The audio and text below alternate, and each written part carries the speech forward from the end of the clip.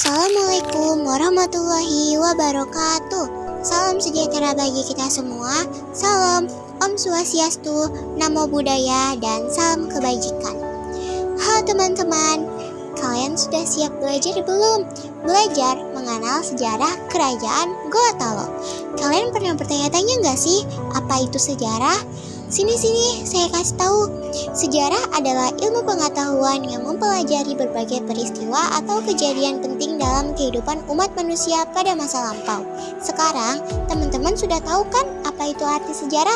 Yuk kita mulai belajar mengenal kerajaan Goa Talo. Tapi tunggu sebentar. Sebelum kita belajar, alangkah baiknya saya perkenalkan diri saya terlebih dahulu. Seperti yang pepatah bilang, tak kenal maka tak sayang. Tak sayang, maka kenalan dong. Hai teman-teman, perkenalkan nama saya Malika Amelia. Umur saya 16 tahun.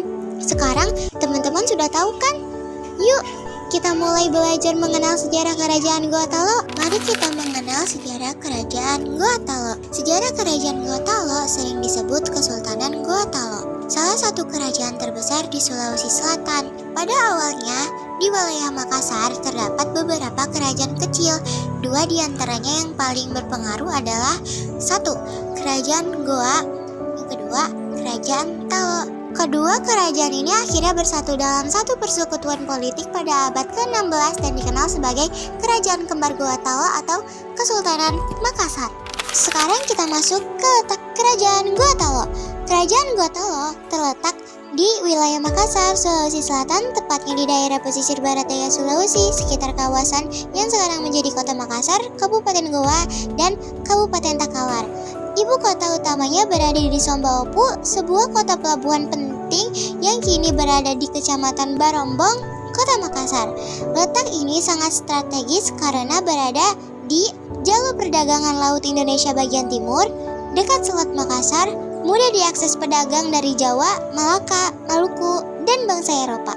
Yuk kita lanjut ke silsilah raja di kerajaan Goa Talo. Silsilah raja kerajaan Goa Talo dimulai dari pendiri Tamanurung Bainea pada awal abad ke-14, kemudian berlanjut ke Tumas Langga, Barayang, dan raja-raja lainnya seperti Daeng Matanre, Karaeng Tumpasiri Kalona. Setelah masuk Islam, raja bergelar Sultan Alauddin, sebelumnya Mangarangi Daeng Manrabia, dan berlanjut hingga raja-raja kesultanan, termasuk yang paling terkenal adalah Sultan Hasanuddin. Silsilah raja-raja kerajaan Goa Talo mencangkup periode kerajaan Hindu-Buddha hingga masa kesultanan Islam. Kerajaan ini pada awalnya merupakan gabungan 9 komunitas yang dikenal dengan nama Bate Salapang.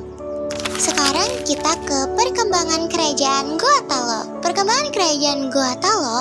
Kerajaan Goa Talo adalah gabungan dua kerajaan besar di Sulawesi Selatan yang kemudian dikenal sebagai Kerajaan Makassar. Puncak kejayaannya terjadi pada abad 16 hingga 17. Pertama, awal terbentuknya abad ke-14 sampai ke-15. Awalnya, Goa dan Talo merupakan dua kerajaan yang berdiri sendiri. Tahun 1520-an, kedua kerajaan ini bersekutu melalui perjanjian persaudaraan dua Karaeng sehingga lahirlah Kerajaan Goa Talo. Penyatuan ini membuat wilayah Makassar menjadi lebih kuat dalam perdagangan dan kekuasaan. Kedua, masa ekspansi dan penyatuan wilayah Sulawesi Selatan abad ke-16. Di bawah pemerintahan raja-raja Goa, terutama Karaeng Tuni Palangga dan Karaeng Tuni Jalo, Goa Talo memperluas wilayahnya. Banyak kerajaan kecil di Sulawesi Selatan masuk dalam pengaruh Goa Talo. Makassar berkembang sebagai pusat perdagangan rempah, rute barat, dan rute timur. Yang ketiga atau yang terakhir, puncak kejayaan abad ke-16 sampai ke-17. Pada masa ini, Goa Talo menjadi salah satu kerajaan terkuat di Nusantara. A. Masa Raja Tuni Palangga dan Tuni Jalo. Modernisasi pemerintahan, penguatan pertahanan, dan armada laut. B. Masa Daeng Manrabia, Sultan Alauddin sampai masuk Islam. Kerajaan Goa Talo menerima Islam. Islam kemudian disebarkan ke seluruh Sulawesi Selatan. Pemerintahan mulai mengikuti hukum Islam meski adat tetap dipertahankan. C. Masa Sultan Hasanuddin 1653 sampai 1669. Goa Talo mencapai puncak kejayaannya, menjadi pusat perdagangan internasional yang ramai dikunjungi Portugis, Arab, India, Cina, dan Inggris. Memiliki armada laut kuat yang menguasai jalur perdagangan di kawasan timur Indonesia, melawan VOC Belanda untuk mempertahankan kebebasan perdagangan Makassar. Sekarang kita masuk ke kemunduran dan keruntuhan. Kemunduran dan keruntuhan kerajaan Goa Talo disebabkan oleh kombinasi faktor eksternal dan internal, seperti tekanan dari VOC yang menyebabkan perang Makassar dan dikeluarkannya perjanjian Bongaya pada tahun 1667 yang merugikan kerajaan. Selain itu, ada konflik internal berupa pengkhianatan dan perebutan kekuasaan serta aliansi Belanda dengan kerajaan Bone yang dipimpin oleh Arung Palaka yang akhirnya memecah belah dan melemahkan pertahanan Goa Talo secara signifikan hingga akhirnya runtuh pada tahun 1669.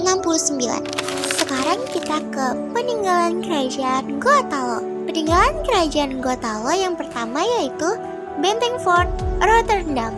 Yang kedua ada Masjid Katangka. Yang ketiga ada Benteng Sombahu. Yang keempat ada Kompleks Makam Raja Goa Talo.